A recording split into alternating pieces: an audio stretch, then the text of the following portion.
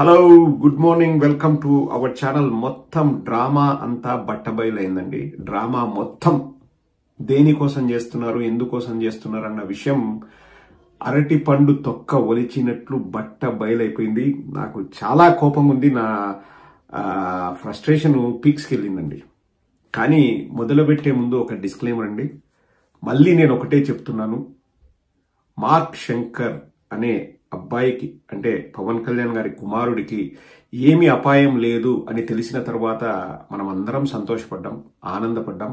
ఆ పిల్లలు అందరి పిల్లలు ఎవరైనా కానీ నిండు నూరేళ్లు జీవించాలని మనస్ఫూర్తిగా కోరుకుంటాం. ఎవరికైనా బిడ్డ అంటే బిడ్డే, వాళ్ళు సంతోషంగా ఉండాలని కోరుకుందాం.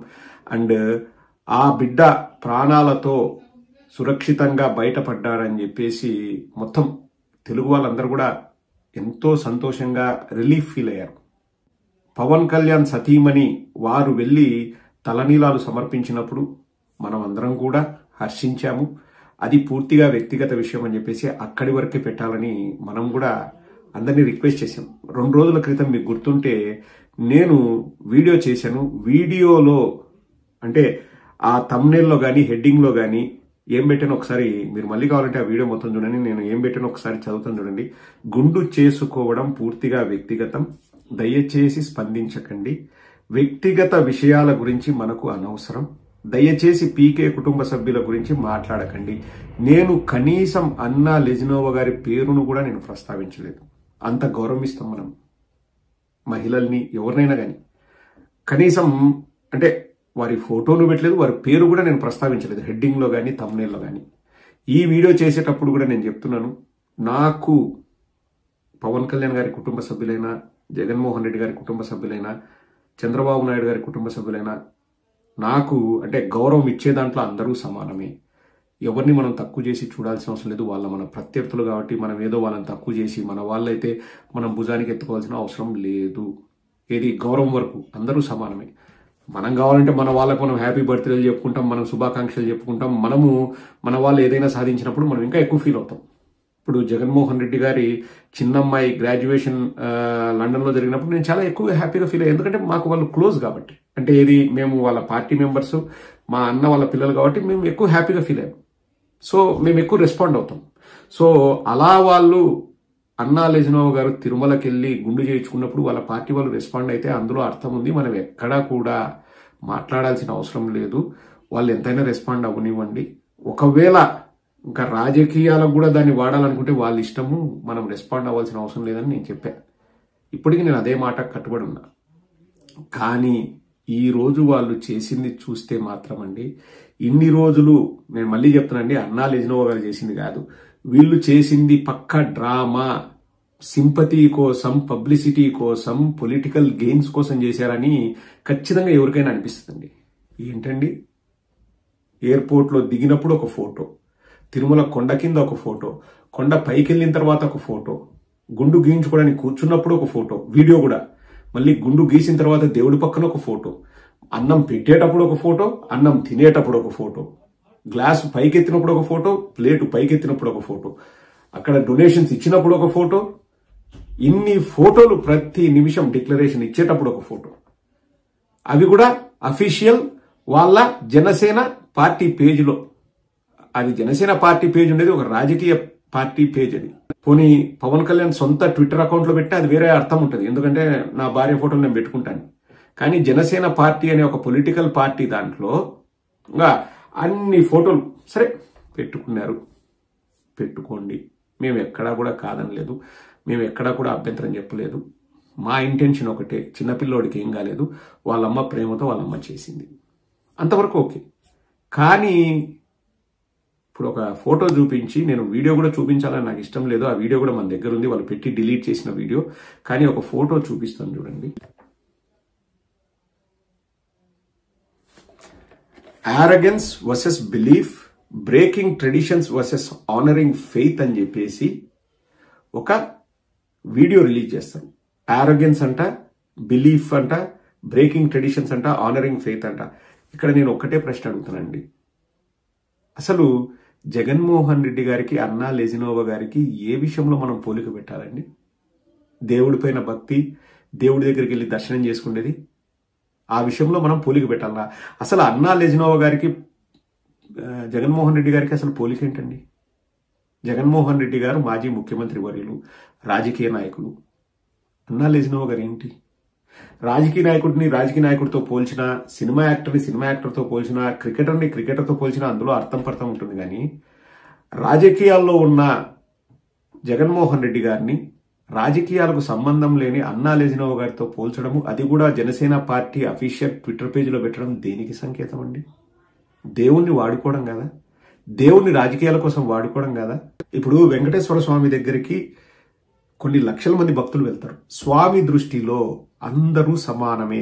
రాజు లేదు, పేద లేదు, డబ్బున్నోడు లేదు, డబ్బు లేనోడు లేదు, లేకపోతే సూపర్ స్టార్ బంపర్ స్టార్లు లేరు, ప్రధానమంత్రి ముఖ్యమంత్రి లేరు. దేవుడి ముందర అందరూ సమానమే. మనం వెళ్ళేది భక్తితో వెళ్తాం కానీ మన గొప్పలు చెప్పుకోవడానికి, పబ్లిసిటీ కోసం, సింపతి కోసం మనం వెళ్ళాం. అన్నా లెజినోవా గారు కూడా కుమారుడి కోసం వెళ్ళారు. నేను ఎక్కడ వారు పబ్లిసిటీ కోసం వెళ్ళారని నేను చెప్పట్లేదు. కానీ వెళ్ళిన ప్రతి చోట ఫోటోలు తీసి రాజకీయాల కోసం వాడుకున్నామనే ఉద్దేశంతోనే వీళ్ళు చేశారు అనడంలో ఎటువంటి అతిశయోక్తి లేదండి. ఎందుకంటే ఈ వీడియో పెట్టిన తర్వాత ఆ అనుమానాలన్నీ నిజమయ్యాయి. ఇప్పుడు జనసేన పార్టీ అనేది ఒక అధికారంలో ఉన్న పార్టీ. Official Twitter page, official Twitter హ్యాండిల్లో ఎవరైనా పెట్టాలంటే చిన్నా చితకోడు పెట్టడండి. వాళ్ళు డిస్కస్ చేసి, పార్టీ పెద్దలతో డిస్కస్ చేసిన తర్వాత మాత్రమే పెడతారు. ఇష్టం వచ్చింది పెట్టడానికి ఎవరు అలౌ చేయరు. అక్కడ పనిచేసే వాళ్ళు పెట్టారనే ఛాన్స్ కూడా లేదు. వాళ్ళు పార్టీ పెద్దలతో డిస్కస్ చేసుకుని వాళ్ళ అప్రూవల్ లేని ఏ పోస్టులు పెట్టరు.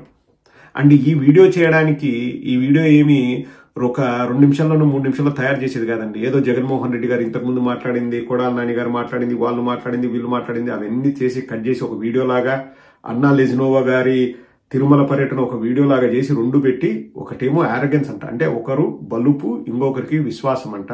ఒకరు ఏంటి విశ్వాసాలని నమ్మరంట, ఇంకొకరు విశ్వాసాన్ని నమ్ముతారంట అని చెప్పేసి పెట్టి, దాన్ని మళ్ళా 14,900 మంది చూసిన తర్వాత డిలీట్ చేశారు. 1984 లైకులు అంటండి దానికి. ఆ వీడియో చూపిస్తాను చూడండి. ఎందుకు దాచిపెట్టడం దేనికి చూపిస్తాను చూడండి. డిక్లరేషన్ చేస్తున్న వీడియో,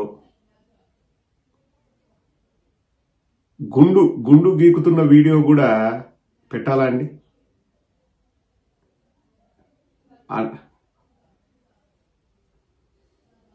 మళ్ళా తర్వాత ఫోటో, నడుస్తున్నప్పుడు వీడియో,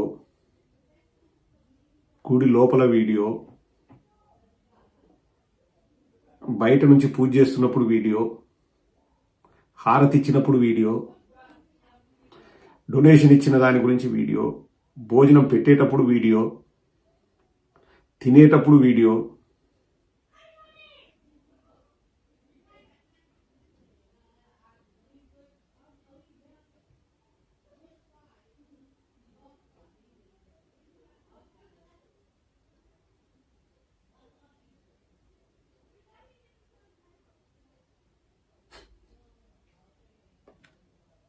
ఒక పక్క జగన్మోహన్ రెడ్డి గారిని కంపేర్ చేస్తారంట.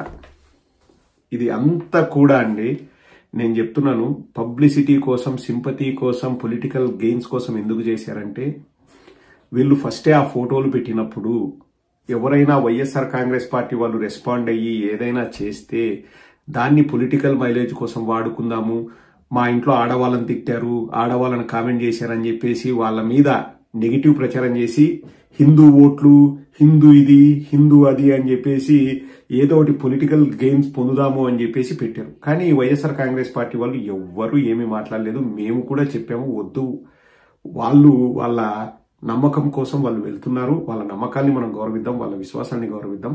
ఒక తల్లిగా ఆవిడ వెళ్తుంది, అంతవరకే చూడండి అని చెప్పి మనము చెప్పాము.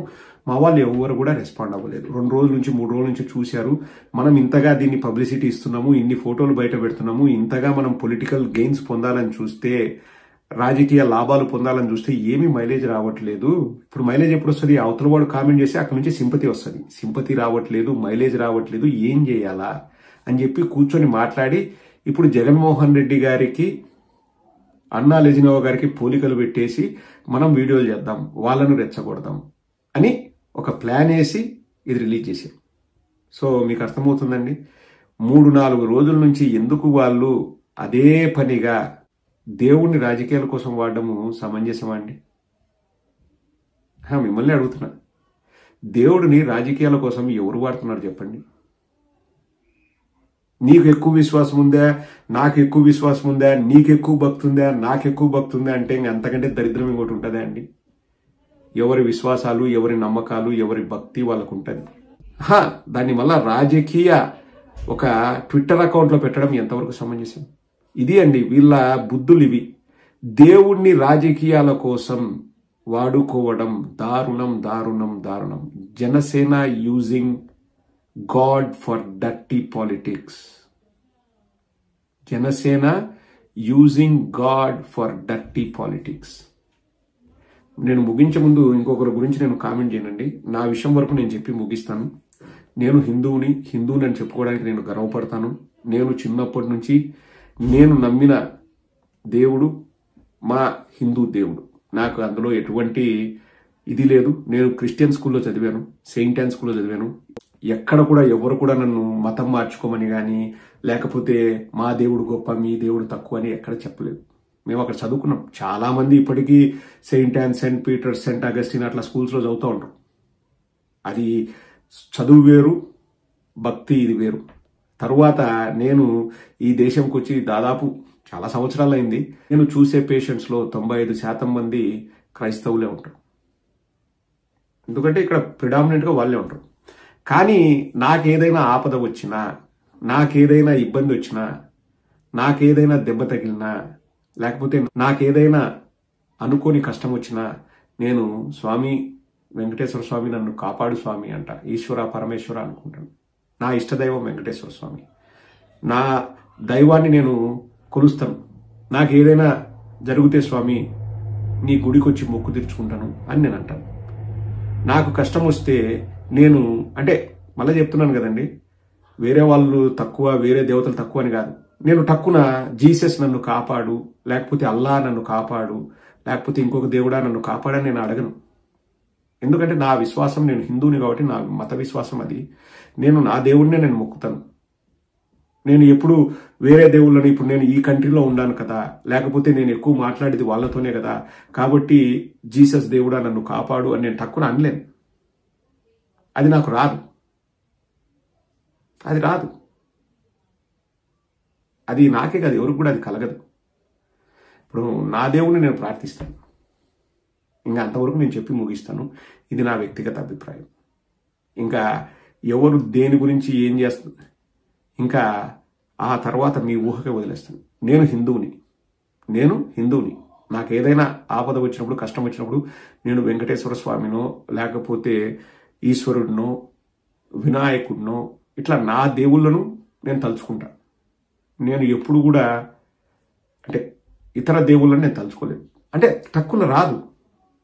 ఇప్పుడు నాకు ఏదైనా సపోజ్ ఎగ్జాంపుల్ చెప్తున్నా అండి, నాకు ఏదైనా యాక్సిడెంట్ అయ్యి బయటపడ్డాను అనుకో, ఓ జీసస్ థ్యాంక్ యూ నన్ను కాపాడినందుకని నేను అన్నాను. అది నేను న్యాచురల్గా అది జరగదు అని చెప్తున్నా. అది బట్ జనసేన వాళ్ళకే చెప్తున్నాను, ఇటువంటి నీచపు బుద్ధులు ఇటువంటి నీచపు పనులు మానుకోండి. దేవుణ్ణి రాజకీయాల్లోకి లాగకండి. లాగడం తప్పు. అండ్ రెండొక మాట కూడా చెప్తున్నా, ఆంధ్ర రాష్ట్ర ప్రజలందరి తరపున వెంకటేశ్వర స్వామిని క్షమించమని నేను కోరుకుంటున్నాను. కొందరు పాపిష్టి వాళ్ళు ఉంటారు స్వామి, ఇంకా వాళ్ళ బతుకులంతే. మిమ్మల్ని కూడా రాజకీయాల్లోకి లాగి ఏ భక్తుడికి ఎక్కువ భక్తుంది అని చెప్పేసి దాన్ని కూడా పబ్లిసిటీ చేసుకుని స్టంట్ల కోసం వాడుతున్నారు స్వామి.